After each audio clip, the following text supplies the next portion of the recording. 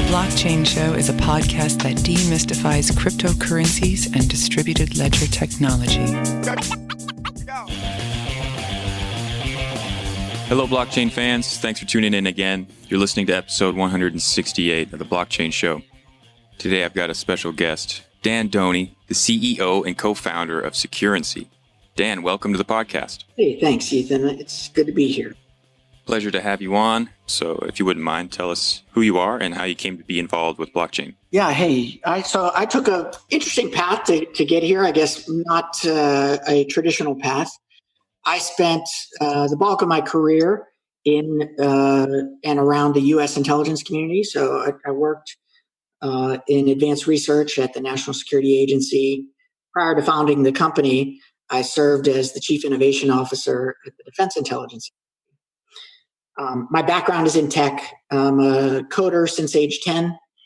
I'm a bit older probably than most of the audience. My voice doesn't give it away, but I was part of the early days of the growth of the PC industry. So I got my first IBM PC at age 10. My uncle worked for IBM. I started coding. I grew up on a farm, so I coded up a cattle auction program as a teenager.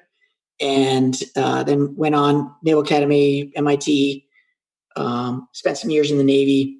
And then after leaving the military, went to work for a small startup in doing asset pricing models. And then again, went to the NSA. So it's just a different sort of path. I've always been a tech zealot, have a undergraduate degree in control systems engineering, a grad degree in nuclear engineering, and a second major undergrad in economics. So I like engineering, love mathematics, love economics. And so, man, blockchain was right up my alley. So I first received Bitcoin, downloaded a Bitcoin wallet, and was taught a bit about Bitcoin at a conference in 2012 at a meeting at the Aspen Institute. And had a chance to receive my first Bitcoin. And I thought it was the coolest thing ever that I could just grab a wallet and get money sent one person to another without intermediaries. That was fun. And that really got me started in the whole power of what you get behind blockchain. And then the rest is history. Digging a little bit more about what our special angle is, I'm sure, as we proceed. Yeah, for sure. What we do. I was just going to say that's a very interesting background. We've never really had anyone with U.S. defense intelligence before. I think maybe we had one guest who was on the Israeli cyber defense a few episodes. Well, it's been about a month or two back.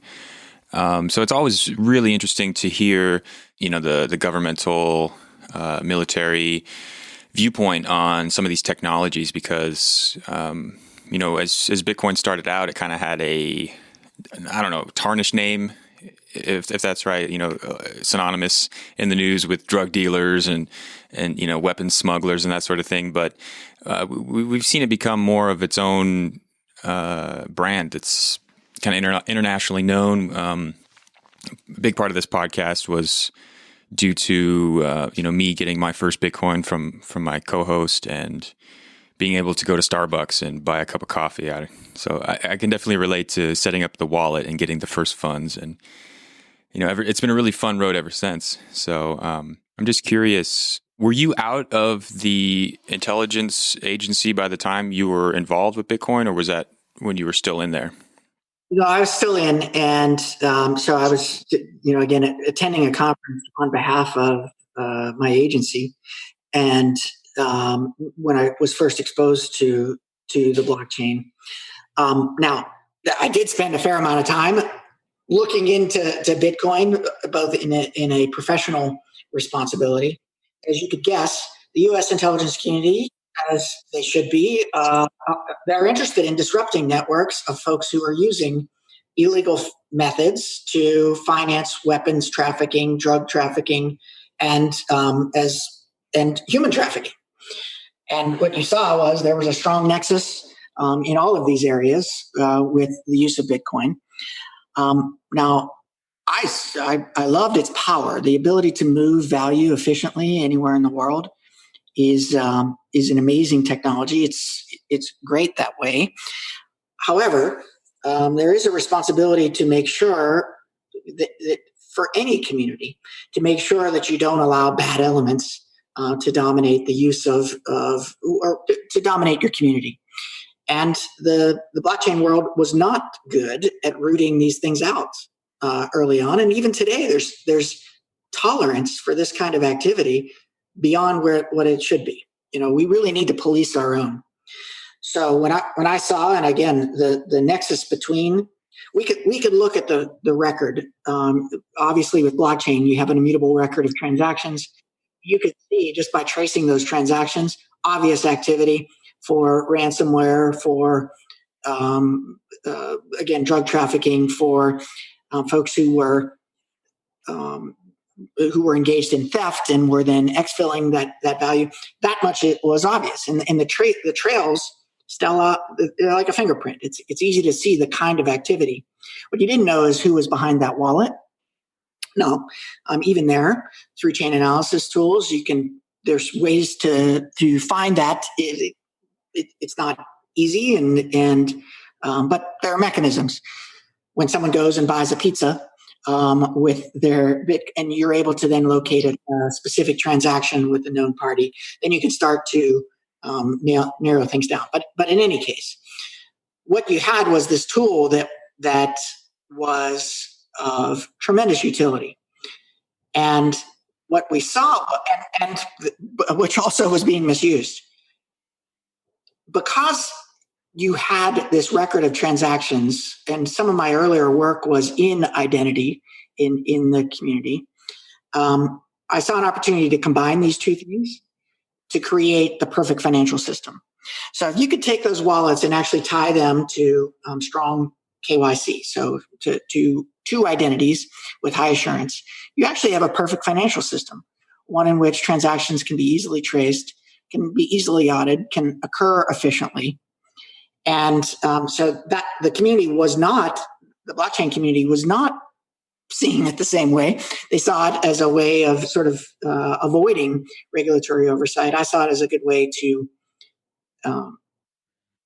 obtain regulatory oversight, to have good oversight of an ecosystem. Now, what's cool about the blockchain technology is, again, through zero knowledge proofs, what you don't want is everyone to see everything about everybody. That is a violation of privacy. But if you can engage in transactions which are obfuscated, but where parties who have a need to know are able to know who the participants in those transactions are, you create, again, a financial system that can be overseen. But even more so, and this is what's really game-changing about blockchain as a technology, you can instrument who has seen the data so that you can basically regulate the regulators. So they only get access to the data when they need to. When they get access to the data, you know that they have access to the data.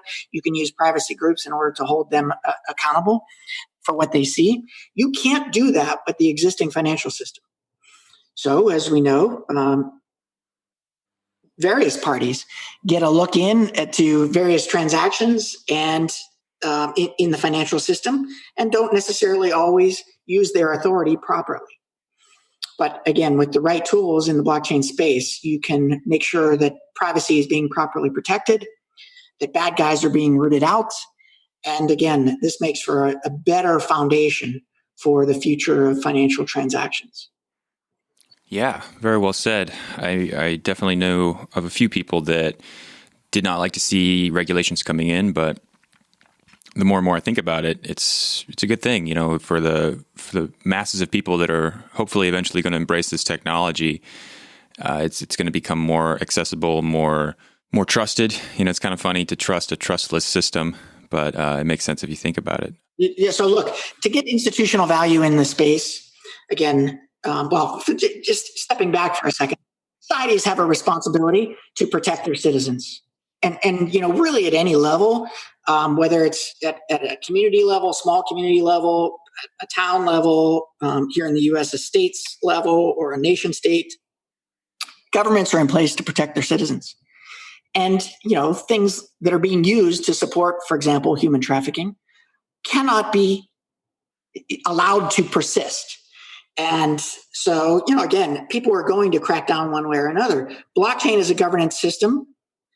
Governments are a governance system. And so these two things do intersect at some point. They touch one another. And the thinking that a society isn't going to care about the rules is it's naive thinking. We're not necessarily, I don't have a personal opinion whether a federal government is the right level or what other level actually governs things, but people have a responsibility to each other. And so there's going to be governance. So any mindset that expects that you won't have rules in a space is naive. And so what we've done with our technology is make it possible to have rules, to limit the rules, and to oversee the way that rules are actually made within the space, but where you can engage in transactions which are governed by some policy. We don't have a dog in the fight. What a good policy is, what a bad policy is. What we know is that you need to have policies. And so therefore we built an engine that allows you to ensure that only, and this is what's spectacular about the blockchain industry, is you have tokens, that is units of value, which are actually, through smart contracts, able to understand what they're allowed to do, and then allow themselves to only participate in transactions between known and qualified parties. That is a better world than the existing financial system, where value can move through systems with uneven rules in terms of the way it's governed. In some cases, no rules for the way that it's governed. Whereas in blockchain, you can have certainty as to the way that value is governed. And that's pretty cool. But again, frankly, there's a lot more value in the institutional space. And if you want institutional value to use these kinds of networks, you've got to have compliance tools. You got to conform to the rules. And that's a more mature blockchain industry is beginning to incorporate these things in. That's where we think we're leading the way in bringing that to the blockchain space. And that creates the conditions where you get institutional value to move into the blockchain environment. And of course, with our strategic partner here, as we're beginning to bring exchange-traded funds into the blockchain world. Institutional exchange-traded funds. The reason we're able to do that is because we have the tools to ensure that value is being properly used. Very good.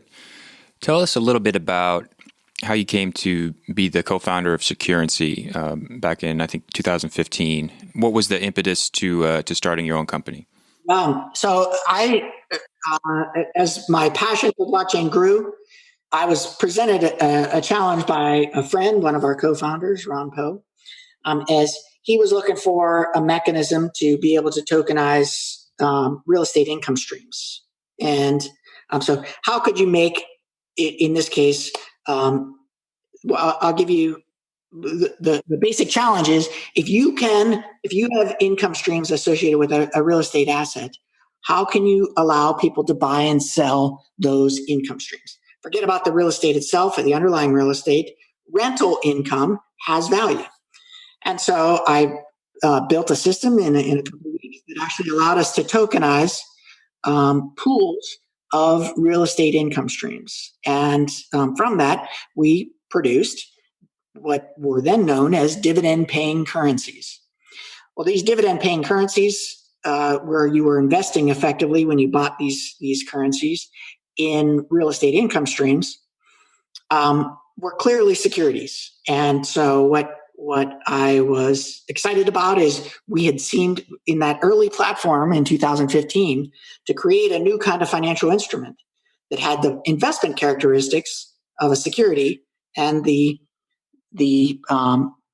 ease of transferability of a currency. And that's where the name Securrency came from. And as I saw that we could not just do this with real estate income streams, but we could do it with insurance pools, we could do it with other debt pools, with loans. I thought, wow, this is great. We could pretty much take any income producing asset and turn it into tokens that paid dividends. Well, so I quit my day job and founded the company. We hired a good lawyer who said, hey, in no uncertain terms, these are securities. And of course they were securities. That was kind of the point. That's why we named the company Securrency. So since they were securities, we knew that the ICO craze was not for us, that we had to actually build a framework to allow these to trade as securities and to be transferred as securities. Well, I thought since I was able to build the tokenization platform in just a few weeks, it'd be easy. Why not? Let's build a framework that allows us to, for example, enforce U.S. securities laws. Well, I thought it was going to take us 6 months. It took us about 4 years. And not just for U.S. securities laws, of course, but these are international instruments. So blockchain does not know boundaries. So ultimately, these are the kinds of things that could be traded anywhere on Earth or frankly outside of wherever as we, through the great work of SpaceX, get ourselves on other planets. You're not limited by a jurisdiction. Well, that means you need to be able to respect the jurisdiction's rules, any jurisdiction's rules. That requires a much more complex framework than anyone else in the industry has been able to master.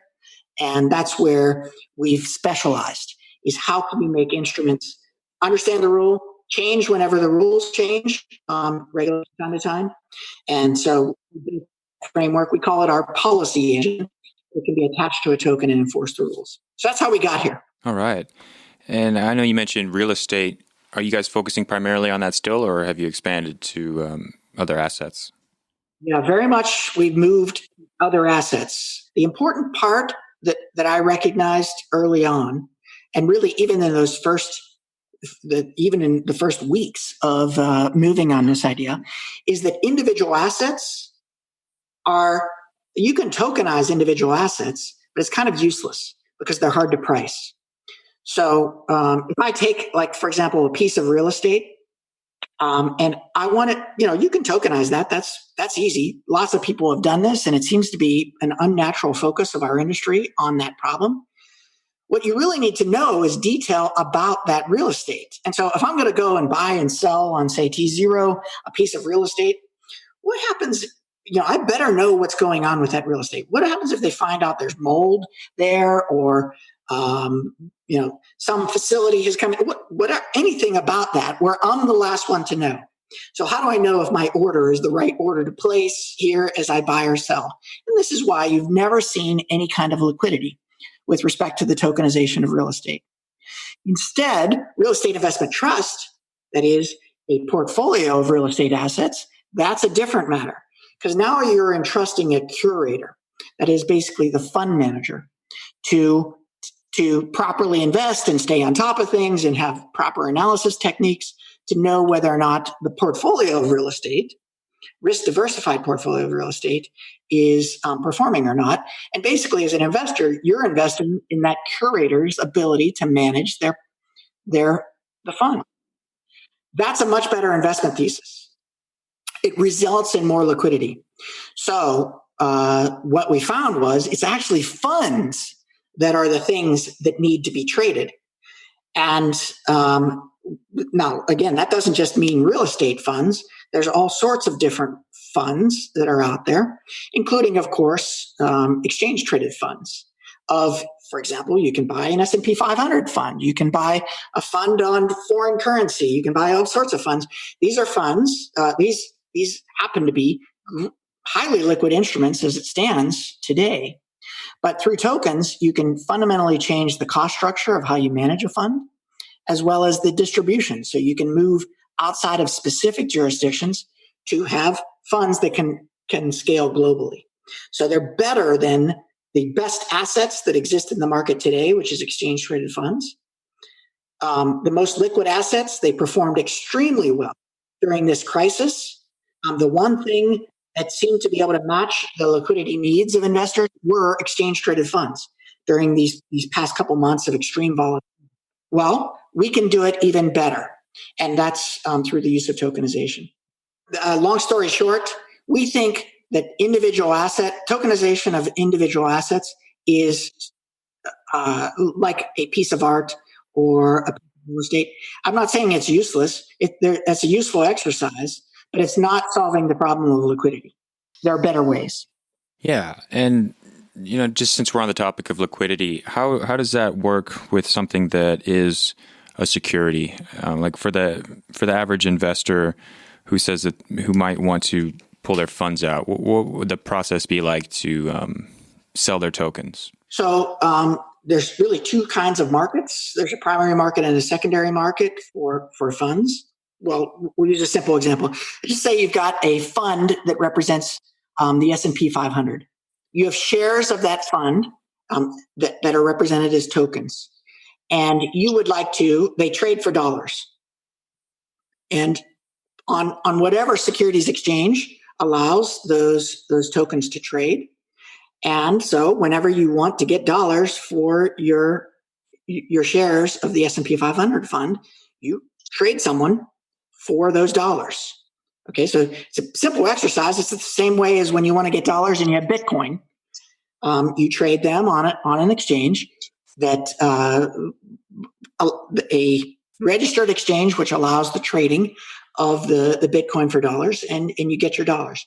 Same thing's true here, but of course it has to be a security exchange. So there's a couple different forms of places where you can trade securities on an exchange. There are what are known in the US as ATSs, alternative trading system.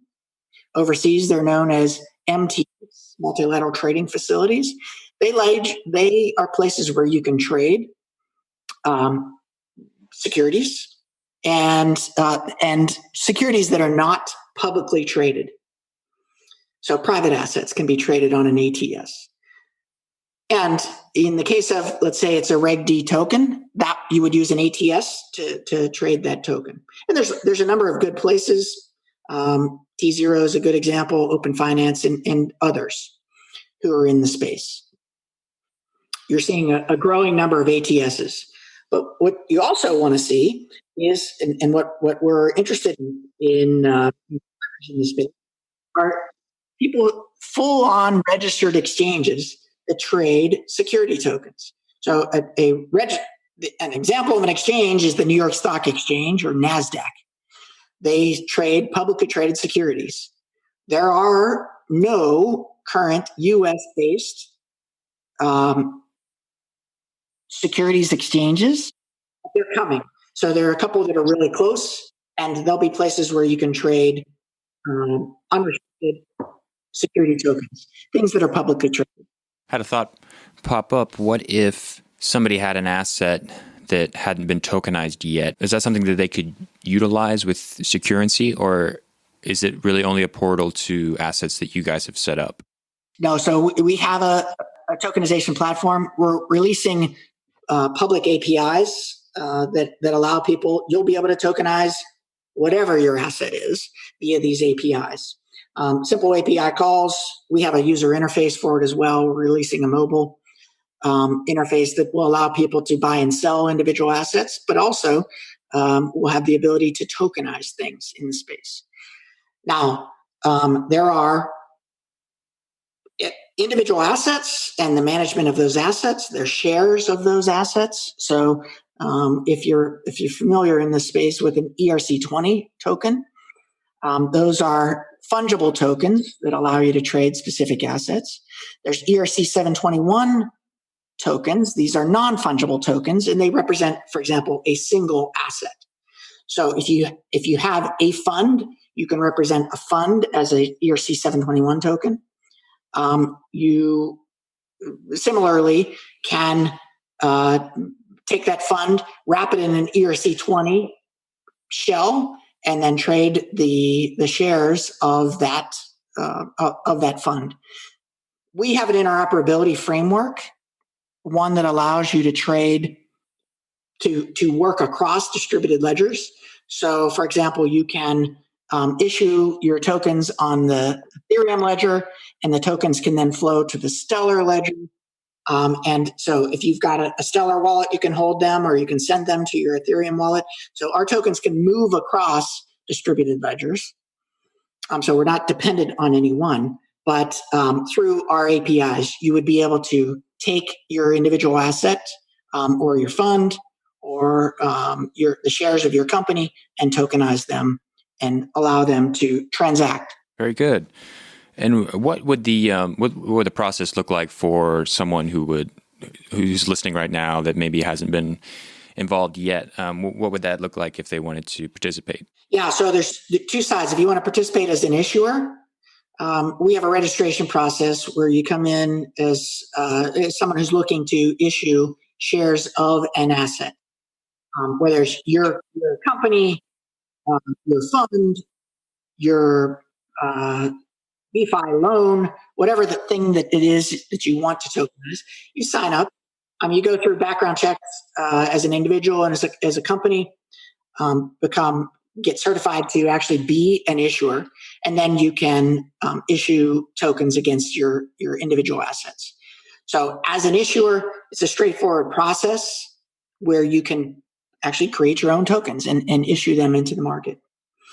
As an investor, we are releasing a mobile wallet registration service.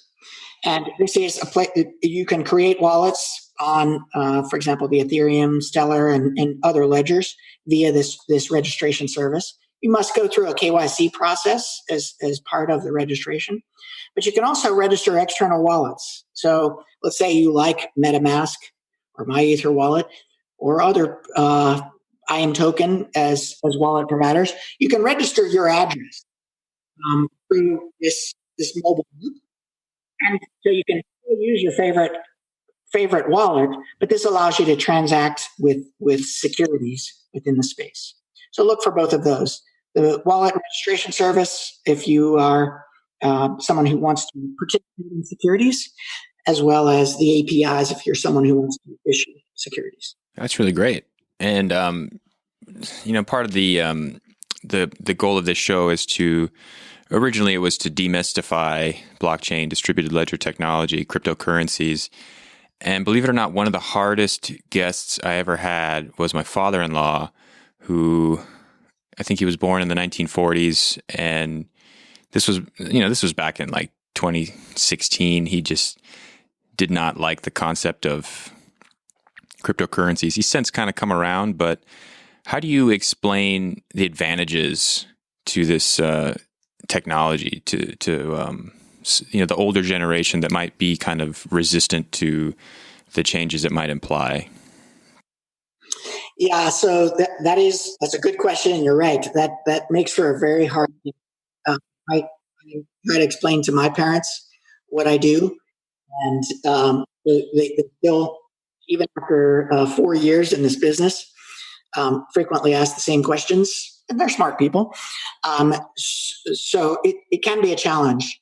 Here's the trick for our industry, and this is what we're focused on, is actually making it so easy to use that it doesn't matter whether it feels no different than, for example, using, say, E-Trade to trade in things. E-Trade, by the way, does digital instruments. They allow you to buy and sell shares of digital instruments via their site. You have an account, you have some dollars in that account. Those dollars are a stable coin, if you will. They are a digital representation of a deposit that you've made. And you can trade that for another digital instrument, let's say shares of Amazon.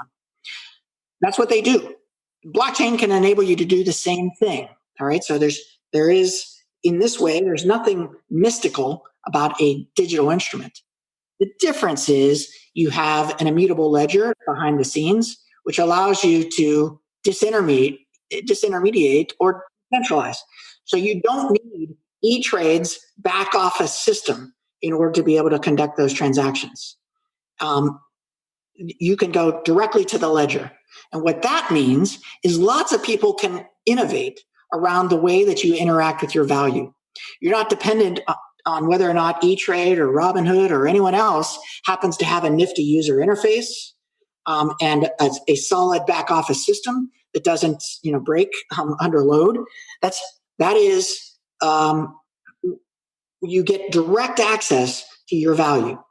And you can be facilitated by people who come up with clever user interfaces that are really nice and convenient to use. That's why you so much innovation in this space.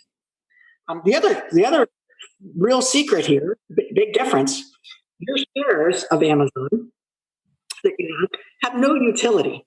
So they are a good investment opportunity, or they may or may not be, but we happen to think Amazon's a great company. It's a good place to put your money. Again, this isn't investment advice, but you can't send it to other people directly. If you want to send people that value, you have to cash it out for dollars, send them the dollars, and then they can buy the Amazon if they want to. But in this new world, things that are securities, things that have an investment thesis, can actually be used directly in transactions. So here's why that's so game changing. Imagine you've got, let's say, a treasury backed instrument that is producing nice, in normal economic conditions, produces nice yield for you, better than savings account rate yield. And so you want to put your money at rest there. And that's, of course, it's a good, stable investment in treasuries. But now you'd like to send it to somebody. So I can directly send you that instrument, which while you're holding it is paying you interest. And when you send it to somebody else, it has value and clear value. It is stable value associated with that. So now you've got something that can be useful, has utility, and has investment characteristics. So the real question is, why would you put your money in a savings account, which is probably producing less interest than this treasury-backed instrument? That, frankly, the treasury-backed instrument has just as much utility as that your savings account does, but it's, again, producing better yield. So some of the things that people rely on, some of the old paradigms simply will fall in this new framework, where things that are investments can also be used in daily life. Yeah, I really like how you put that. That's very, very well said. Something that I hope our listeners will embrace and share with others. We still have plenty of new listeners tuning in, which is always amazing to me, how there's always a new person tuning in almost daily and learning. So, I really appreciate you taking the time to come on the show and explain these concepts to us at a very relatable level. It's definitely got my interest peaked. So, maybe just give us a little closing thoughts here and tell us again where people can go to get involved. Yeah, so before I forget, the place to go and get involved is www.securrency.com. So securrency.com is our website. You can find out more information about, for example, the release of the mobile wallet and the APIs, as well as the things that we're doing with partners like WisdomTree. So go there. Look, what we've seen over these past months as the pandemic is rattling our nation is the traditional financial system is under heavy strain. We've seen some anomalies along the way. We see behavior as money is just being dumped into the system, printed and dumped into the system. There are models that are better than the existing financial services framework. They are more transparent, more auditable, can be more compliant than the existing financial service infrastructure. When a financial service infrastructure comes under strain, we all assume that it will never break. We've come close, and we came close in 2008. So we've had a couple close calls. We need a better system that doesn't break under strain. And if you track blockchain and what's going on within the space, you're starting to see some models which are designed to scale. And so stay tuned in. This is the future of finance. There's a better way of doing business, and we're making steady progress towards getting to the kind of thing that will prevent a financial collapse in the future and will help make everyday life a lot more convenient. Absolutely. Couldn't agree with you more. Dan, this has been a really excellent talk. I enjoyed listening, and I just want to thank you again for coming on the show. Hey, thanks, Ethan. I appreciate it.